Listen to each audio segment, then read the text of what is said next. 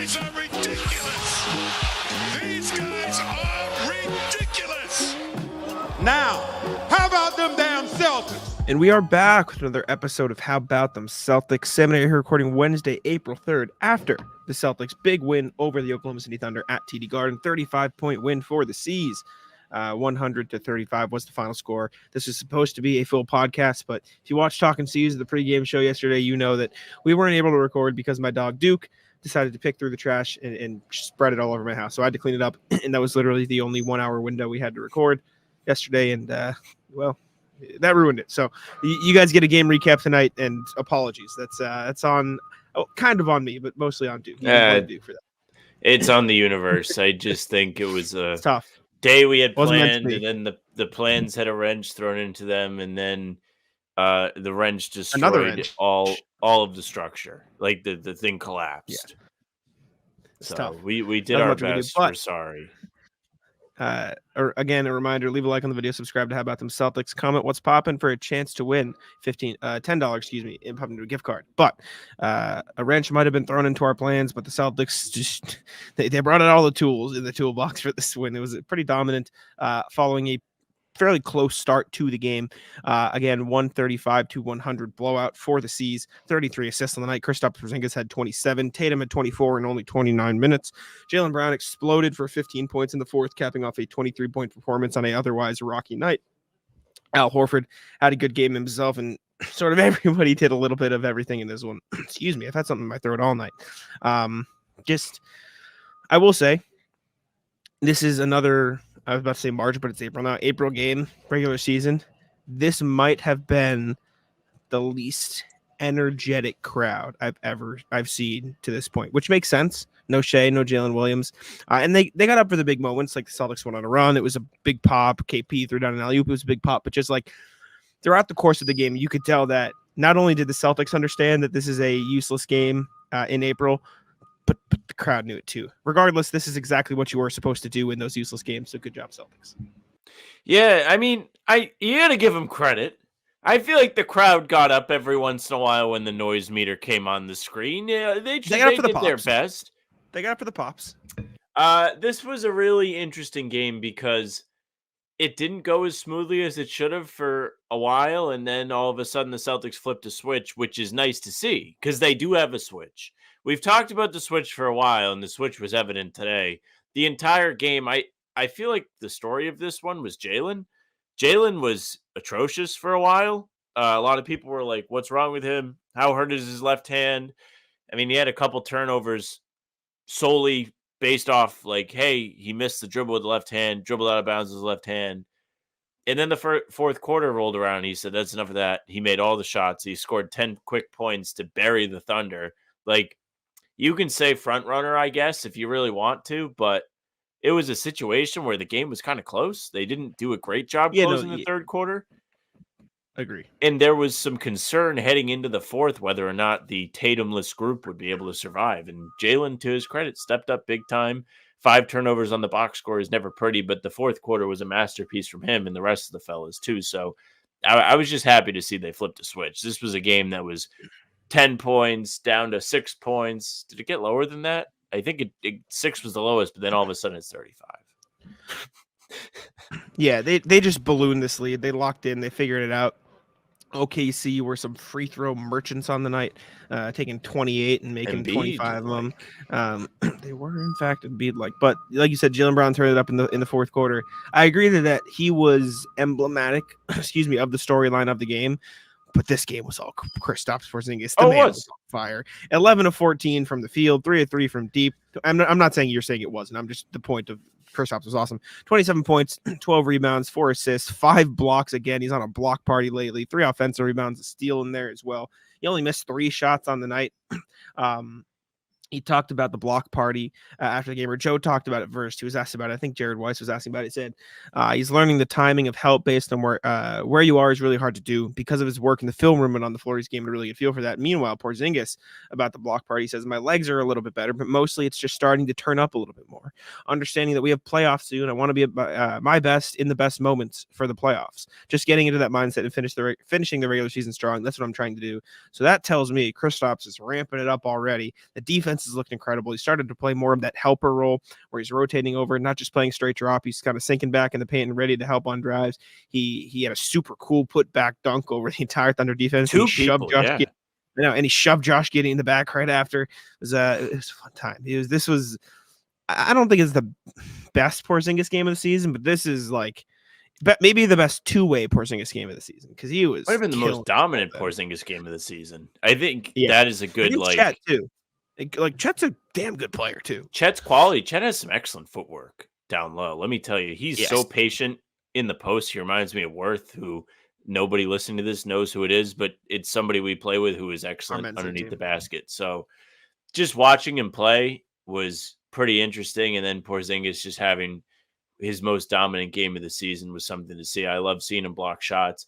I like seeing him take over in the post. I liked seeing him make all the threes today. I was a little bit concerned about Porzingis shooting threes over the last X amount of games since he came back from his, hamstring injury, muscle injury, whatever the problem he was dealing with was. So now that he's dropping them, it's sick to watch. I mean, just giving him the ball in the post is a cheat code. There was one play in particular that I laughed out loud. He catches the ball left side of the floor, turns. OKC sends a double. The ball has been above his head the entire time. He just throws it off the glass and in. Effortless. Yeah. It's unfair at times. And then when he's blocking shots like he was today, it's really tough to deal with him.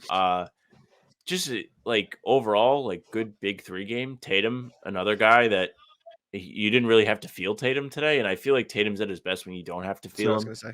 There are great Tatum games where you do feel him too, but I love when Tatum's able to have a 24-point night and fill the rest of the stat sheet out. Clean turnover game for him too, 0 turnovers, 2 of 5 from 3. Like he did have a takeover stretch. I think it was second, third quarter. He had 11 in the quarter, so he exploded there for a long stretch.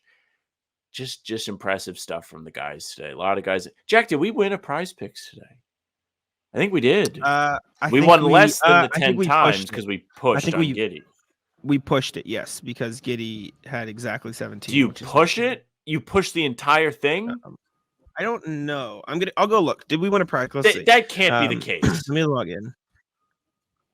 I don't know. But anyways, 7 guys as far in double figures. Yeah, the Celtics. They picked them apart. We pushed it. We did. We or not pushed it, but like we didn't get the full value, but we did get money. We got what? Instead of 10x, we got 5x. Yeah, so we got 10 to win 50. So we won 50. We were due. It's not bad. We take it. We're back. Or technically we won 40 because it gave me my 10 back and then added. So, but like total 50. So technically we won 40. So I don't like that. Promo code CLNS. Promo code CLNS. As far as Tatum, though, I was just going to say, like, you really didn't feel him in this game. It didn't feel, but it felt, the good part about it is it felt like he took the shots that just came to him, right? There was a couple shots, and I wrote them down in my little notebook here. We don't have to watch them because we don't have to pull it up. But there were a couple shots in the third quarter, which is maybe when you notice the run, where he had this. I'm going to pull it up now. He had these 2 plays in a row in the third quarter where he made 2 buckets, and he drove on one and took a midi in the other, and they weren't the exact same play, but they were close enough where he like picked apart the same matchup. I think he had. Was it Isaiah Joe? I can't remember. There was one where pull up shoot Nate on Twitter. Isaiah Joe or Aaron Wiggins. This is tough. Yeah, sorry. I think I'm lagging here because the garden Wi-Fi is bad. So this is a nice pace. You lagged, so I tried to step in. I appreciate that. I really can't catch a break today. I truly, this is just not. It's a miracle. I'm not lagging because it's storming out. It's tough. Talk about a disaster day for me. Let me change the Wi-Fi. I don't know if Sam's still. Your face froze. I don't know if I'm gonna have to edit this out. I don't know. You froze like this. You're like, man. It is what a day, and it's a long day because you woke up early. I'm exhausted, and I slept like crap last night. I woke up 3 times last night too. I woke up at 6 because I couldn't sleep. I woke up at 8 because Duke was crying because he wanted me to lift him on my bed, and I woke up at 9 to get up. Bad day, horrendous. You know, you're funny because you either you don't sleep at all, or you sleep too much. I very rarely sleep Well, yes, in the sense that I'm I'm just late to teasing stuff, you. but like I don't sleep. I never No, sleep you're too not much. That bad. is, I think that happens. It sucks. Anyways, hopefully, if the Wi-Fi allows it, I'm trying to switch to my hotspot, but my computer won't even let me do that. So this is phenomenal. You've been The clean for a Tatum couple thing. minutes here. Now that you're gonna try and As talk soon as again, I, you watch. yeah. You watch how it Mhm. goes. It felt like Tatum was doing well in finding the right shots at the right time. I'm going to share my screen here, and if it lags, then I quit sharing my screen for the rest of the evening. But we'll see what happens here. I think we're clean for now, as long as you can see it. I'm gonna But sign up. there were two plays. Shut the fuck up. There were They do two not want you to plays see this play. in the third quarter. They really don't, and it's 2 plays in a row. And I'm really hoping it'll let me show it because I really enjoyed the plays and I thought they were good. So Peyton Pritchard has the ball at the top of the key. Just ran a screen and roll with Tatum. Screens Tatum, gets Isaiah Joe on him or Aaron Wiggins. I can't tell. I think it's Aaron Wiggins, but I can't tell. But he gets the Thunder defender on his back, and he's posting up facing rather than the hoop. If Pritchard can feed a defender over, Tatum gets an easy path to the basket, and he misses the layup, but he tips it back in. Good drive by Tatum. The very next play, they go to a similar thing, except this time it's Derek White screening off the ball. Peyton Pritchard dribbles at the top of the key, and Tatum posts up the exact same player again. It's either Isaiah Joe or Andrew Wiggins. I don't know if you can still hear me because I'm buffering on multiple angles, but I hear you. I'm trying my best here. The play isn't playing. Am I back? But I can hear you. I know. Clean. I know. This is my own fault. Again, a similar thing, except this time Derek just I can't win. The play's buffering. I'm not gonna show it. I quit the play. Do you want me the to play's show not it? working. It's making my stream lag. No, I quit. I'm annoyed.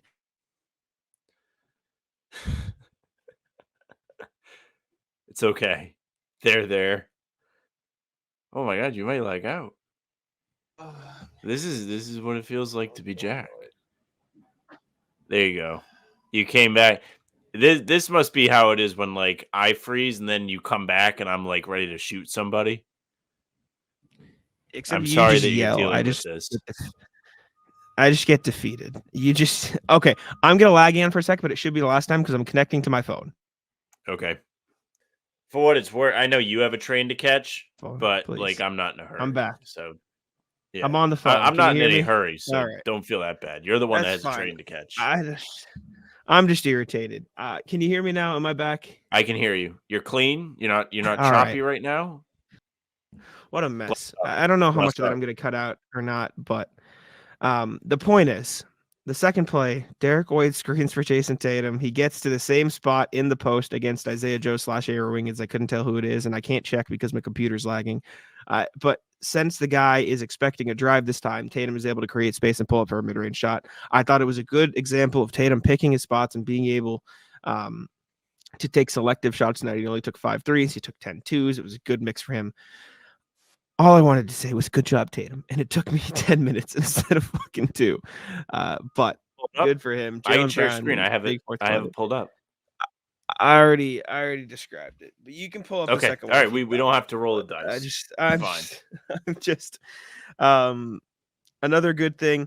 Al Horford, beast that in the post a couple times, made a couple threes. Another big Horford game. It feels like he's been on heater lately. I know you talked about it recently, but Al's been real fun. I was just about to say, I feel like we've had like a bunch of good Horford games in a row. So I'm pulling up his basketball reference. Let's see. Last 5 games tonight, 15. Oh, no, not tonight. Sorry. 15 points against Charlotte, 9 points against New Orleans, 7 against Atlanta, 23 against Atlanta, and 8 against Milwaukee. But couple double-digit games there, and tonight is the third one. So anytime you get a big boy Horford game, it's a ton of fun to watch. I like when he's finishing underneath the basket. I think that's just where you're going to get the most value from him. I really think there's a lot to gain there if he's able to drop step quickly, throw it off the glass. It's just a nice, reliable thing. It just hasn't been there all year. So I do hope he's efficient in the playoffs. I've loved watching him. I like his energy. He had a really funny play where OKC was kind of pressing, and then they gave it to Horford, and nobody picked him up at all. So we got a free layup. Just ran right down the middle. Bizarre. Yeah, he's been good. It's been fun to see him get back to his post-up days. It's been very good. A lot of Pritchard ball handler today. It felt like. I was going to talk about him next. Now, he ruled. Yeah. He was awesome in this game. He wasn't super efficient. 4 of 10 from the field, 1 of 4 from 3, but 8 assists, 4 rebounds, 2 steals. He had that sweet pass after Tatum had the super cool play that I would show if my computer wasn't I don't even know shit. It's okay. Tatum got a It's rebound, okay. but tipped it right to Pritchard on the fast break rather than grabbing the rebound. He tipped it so it kept the momentum going, and Pritchard just slung it all the way up the court to Drew Holiday. He's been really, really, really good. The way he's been able to snake in and out of the defenses, the way he's been able to dude, if he gets somebody on his back in the post in the drive, you're cooked. You're done. He is so good at positioning his body on drives and stuff. So Pritchard's really been impressing me, and Joe stuck to we're only going 8 guys deep for the grand, majority of the game tonight, and Pritchard was one of them, and he rocked. Shout out Pritchard. Football season may be over, but the action on the floor is heating up. Whether it's a tournament season or the fight for a playoff home court, there's no shortage of high-stakes basketball moments this time of year. Get in on the excitement with Prize Picks, America's #1 fantasy sports app, where you can turn your hoops knowledge into serious cash. Testing my skills on Prize Picks this season is the most exciting way to play daily fantasy sports. If you have the skills, you can turn $10 into $1,000 with just a few taps. Prize Picks is really simple to play, and I can make my picks and submit my entry in less than 60 seconds. Download the app today and use code CLNS for a first deposit match up to $100. Use the code CLNS for the first deposit match up to $100. Pick more, pick less. It's that easy. Pritchard team high assists. 8 assists tonight. Yeah. And that's as the bench guy, game high assists actually. As the bench guy that kind of gets to handle the ball. It really felt like he was one of the primary dribblers today. So you have to take that one with a grain of salt. But to see him step up when he's given the opportunity is always encouraging. And that's just been the story of Pritchard since he's been on the Celtics. As a rookie, he was given extended run because that team really wasn't very good. Kemba was hurt all the time. And he thrived. He got us all to talk about him as a future piece of this team. This season, he's gotten more of an opportunity after watching a lot of games from the bench last year.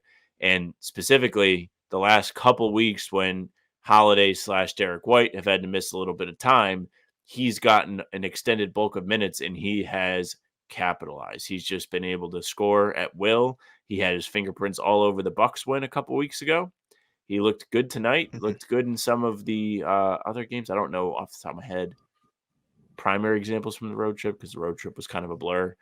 But we've seen probably the best basketball over the last month and a half of Pritchard's NBA career. And I don't think that's Derek White said Pritchard should have won Player of the Month. The month he won it. He said Pritchard should have been a PP instead of me. Now Pritchard was great. The Bucks, by the way, who are now below 500 with Doc Rivers at the helm, lost to the Grizzlies tonight. Ugly. Shout out to the fellas. Speaking of Derek White, he was solid. Very, very quiet game from him. 8 points, 6 assists, played 31 minutes. Was just solid. He had his usual block shit home run, I believe. He was fine. Drew Holiday. It felt like he was having a cold shooting night for a while there. He only shot 2 of 6 from 3, but he was a team or second to team high behind Horford, plus 31. Horford was a plus 32. His defense was really solid tonight. He kind of did a lot of stuff that you don't really see in the box score, but he ended up shooting 5 of 9, 2 of 6, 12, 7, 4 for Drew. So not really much to complain about there. He was another solid game. It feels like Drew is sort of settling into the role of going to give you solid defense every night, but it does, or not settling into the role. Obviously he's done that all fucking season. What I wanted to say was it feels like he's still trying to find a shot since the injury. It hasn't exactly been there. You've seen flashes in the corner and stuff, but it hasn't been there as consistently, which you want to see him ramp back up in the playoffs. But my point was, regardless, you're still going to get one of the best defenders in the world. And you saw that against the Thunder, even when his 3-point shot wasn't falling. That's the story with a lot of the guys that aren't named Jason, Jaylen, or Kristaps on this team. Everybody else has the ability to defend, the ability to knock down shots. And I would say it's safe to bet that at least 3 of the remaining 5 are going to show up for you on both ends of the floor on any given night. And you'll have to live with the other 2 being a little bit cold. Not a bad problem or a situation to have heading into the playoffs. The fact that Derek White was able to shoot just 5 shots today and still be pretty impactful, and Drew Holiday only has to take 9 shots and is still getting 12 points, 7 rebounds, and 4 assists. He's got his fingerprints all over wins. He had the high plus minus, like you mentioned. He's just like meant to be a part of this team. So is Horford. Like It is. Sorry, I didn't mean to cut you off. It is unbelievably perfect. How perfect Drew and KP are for this team. It is like unbelievable how Brad Stevens has managed to do this. It is incredible. Yeah, in the article from The Ringer today profiling Drew Holiday, which was an excellent read, by the way, you shared it to Twitter, and if you haven't read it, go on The Ringer. It's the one with the picture of Holiday on the front. Marine Fader is my Marine Fader. She is fucking amazing. When RJ sent us that email asking like who your favorite writer is, I said her, and she's phenomenal. But it was excellent, and there's a section of it that kind of talks about one, Drew's arrival to the Celtics, where he's just like, I'll just do whatever. Like I'm here to help. And then it kind of talks about Brad Stevens and how he put this team together and how his college coach background helps him in his new role. Because as a college coach, you have endless options when it comes to players that you can recruit, but you have to kind of lean into the ones that you think fit best. And it feels like that's what he's done to build this team where, last year, Porzingis had probably the best year of his career and Holiday was an all-star. And they both came here. Porzingis has probably kept up his workload and has been just as killer. But Holiday has had to take a step back. He's shooting the fewest shots since his rookie year. I wrote like a ton about him back in December. How impressed I was that he was able to take on this leadership role, play defense, and take like no shots, still be efficient. It's still happening. It's April. This hasn't been a fall off the cliff thing. It's consistent. It's awesome. It is awesome, and you saying it that way, like Drew Holiday coming off his All-Star season, Kristaps Porzingis coming off arguably the best season of his career, how Brad Stevens flipped Brogdon, Smart, and Robert Williams, 1 first-round pick and a second or something like that, but like 1 first into 2 guys coming off arguably the best years of their careers, at least in the last 10 years. That is fucking insane. And we haven't even talked about it yet, like win number 60. Yeah, clinched it.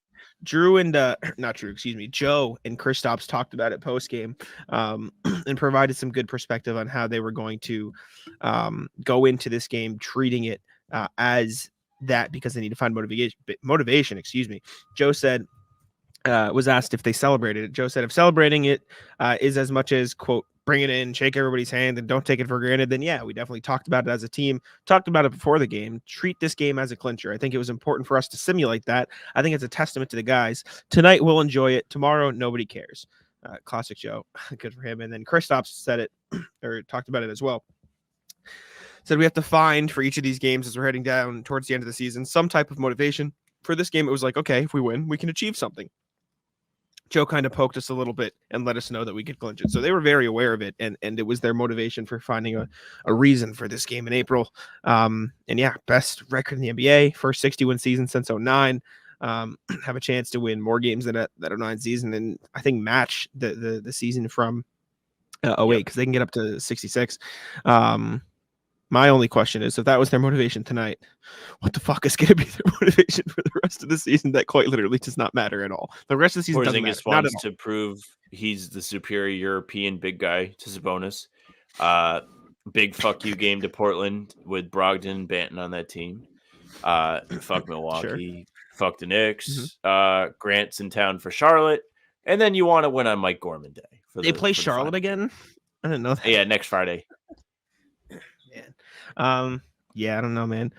Only other thing from the game, Sam Hauser, some super cool mid-ranges.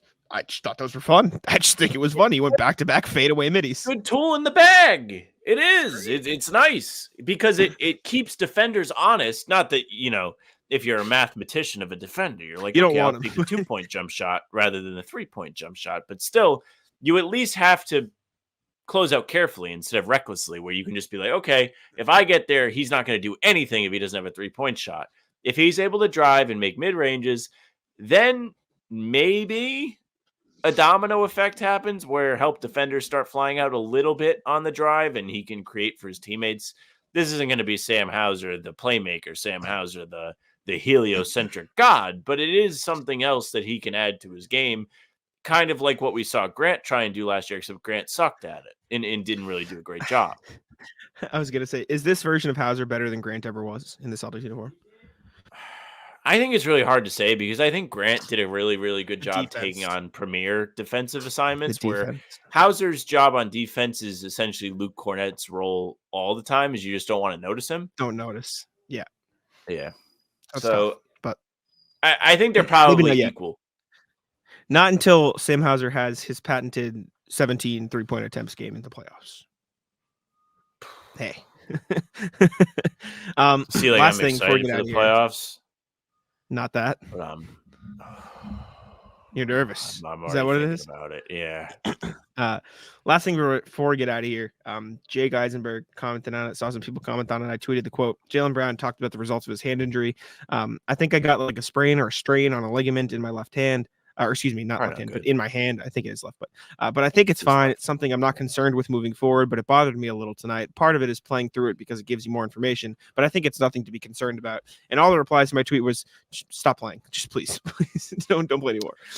Which I really don't get. need to see him. And for what it's worth, he did look like he was struggling tonight before that fourth quarter. And Agreed. I don't know if it was related to the hand, but he answered one of the questions. The starter just like, yeah, I played like shit tonight. I turned it up in the fourth, but I was bad. He did not want to be on the podium. I don't know if it's because he was mad at his performance. I don't know if because he was tired. Like, there's a lot of things that can go into it, but he was not about Should it. have Like, asked him. go watch the presser. He was not about it. Fuck no, I'm not gonna ask him. It sounds like but- you don't want to be here. Is it like because you don't feel like you played well? You tired?